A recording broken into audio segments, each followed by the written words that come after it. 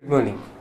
So, whenever I speak to my friends regarding their beliefs, they keep on claiming that they do not have any kind of blind beliefs. What they have is right belief. So, it can be proven scientifically. That is what their argument is.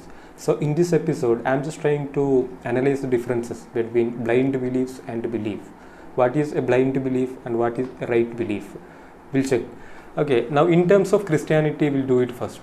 Okay, so the story of the birth of Jesus is very important to all Christians around the globe. Nobody can deny it. If you deny the story of birth of Jesus Christ, then you are not a Christian, isn't it? Yes.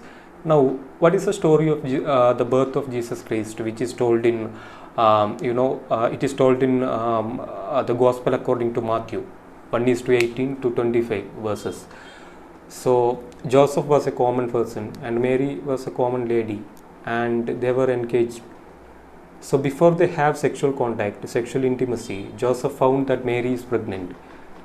And Joseph was in trouble, like any person, like any ordinary person. He wanted to avoid this lady. But suddenly, the angel Gabriel, appears before him and instructs him that the lady is impregnated because of God, from God.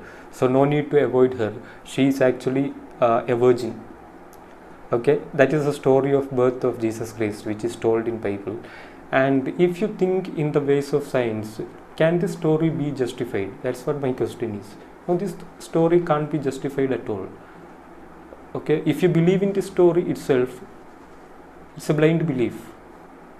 There is no alternative. It is a blind belief actually, because this kind of procedure, a female creature is fertilizing her egg by herself, is rarely seen in the universe. It is seen in only one reptile, which is called Komodo dragon, which is found in Indonesian islands. And even in case of Komodo dragons, it is not very easy, or it is not preferable. What they do is, if they get a male to mate, then they prefer that way. If they do not get a male at all, then those female creatures among Komodo dragons prefer this way, which is called parthenogenesis. In science, it is called parthenogenesis. And what happened in case of Jesus Christ? Can we say that it is because of parthenogenesis? No, we can't say, because if you believe that it is because of parthenogenesis, then there is nothing to wonder. Then there is nothing to adore Jesus Christ. He is a common person, isn't it? So it's really confusing. We can't justify it at all through the ways of science. Now, come in terms of Islam. Okay, what is the core belief of Islam? The core belief of Islam is very simple, that there is a God, a true God. There are a lot of gods, but a true God is there, that is Allah, nothing but Allah. So Allah selected a person on the earth who is Prophet Muhammad and delivered him a text through the angel Jibril. Okay, in that text he had written everything what a human being is supposed to do, not supposed to do. So every human being in the entire world is supposed to act according to that text, which is called Quran. So if you act according to that text, you will go to heaven, otherwise you are in hell. That is the very core belief of Islam. Now, see the story, how Prophet Muhammad is getting this text, how it is delivered by Jibril. It is very clearly told in hadiths. Okay, by the way, if you are not a person know something regarding Islam, I'll tell you, Islam has actually two texts. First one is Quran, second one is hadiths. Quran is the book which is delivered by God through Jibril to Prophet Muhammad, and hadiths are words, permissions and actions of Prophet Muhammad. There are lakhs of hadiths, and few hadiths are not considered to be genuine and few are considered to be genuine, which we call as Sahih. We call it as Sahih. Muslims call it as Sahih. Okay, now the story of this godly intervention is clearly told in Sahih al-Bukhari, that nobody can deny. Sahih al-Bukhari is a very genuine hadith text that no Muslim in the entire globe can deny it. Okay, it is told in the very first volume, very first book, hadith number 2. What is that story? Prophet Muhammad had been sitting in a cave which is named Hira, and Jibril appeared before him and started to deliver the text.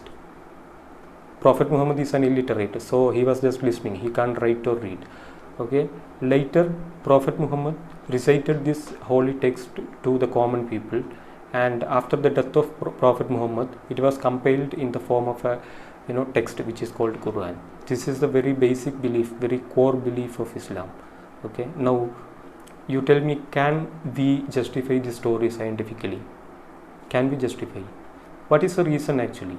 See, one of my friend, very beloved to me, he had the same experience, not reciting a holy text by God, but he was getting some sort of auditory hallucination. He had been feeling that somebody is calling him from backside. It was very difficult to him. So he met a doctor, a psychiatrist, and now he is perfect. But it was very difficult to him to live a sober life. Now, what is the story in case of Prophet Muhammad? Can't it be an auditory hallucination? Because it happened in the 16th century, in the 6th century. You should think about that. If somebody come now in 2020 and say, I'm getting some kind of instructions from God, from an angel, what would be our reaction? We will definitely take him to a psychiatrist and will give enough treatments, and actually it is needed. We are doing the right thing.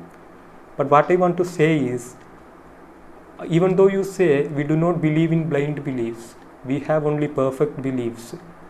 The core beliefs of your religion, whichever it is blind only. That's why I have given a title to this video as peeling the onion. So separating beliefs from right beliefs is like peeling an onion. If you try to perfectly peel an onion, then nothing will remain. So if you try to separate all the blind beliefs from your perfect beliefs, from your true beliefs, finally nothing will remain. That's why I have given such a title. Okay, and there is a very funny fact. I have seen a lot of members of these organized religions, Islam and Christianity especially, to a limit Hindus also. What they feel is, when they see an indigenous person or a tribal man doing some kind of animistic practices like adoring a stone or a tree or a creature, they really feel it as shame. They try to instruct them, don't do this kind of things, this is blind beliefs. Okay, you come to true beliefs, and they try to convert them. Thousands of tribal persons are getting converted in India. If you go to the very infamous Kandhamal in Orissa district, where there was a religious riot in the past years, you can see there are no tribals at all. Everybody accepted Christianity, because Christians thoroughly believe that their beliefs are blind beliefs. I mean, tribals' beliefs are blind beliefs, and our beliefs are right beliefs. So we should teach them the right beliefs. But if you think scientifically, it is so funny actually, because nobody, Muslim or Christian, whoever it is, nobody have a right to mock a tribal person or an animist or an indigenous worshipper, because their beliefs or their practices are not so scientific or something. There is no differences at all. Only the difference is, these people are well organized. Christians and Muslims are well organized. Tribal people are not so organized. That is the only one difference. And these people are getting a lot of political aid, political assistance from the authorities. That people are losing it. That is it. There is no differences. So you try to understand what I am saying. If you try to separate your beliefs, separate your blind beliefs from your beliefs, then nothing will remain. It is like, as I said earlier, peeling an onion. What you say?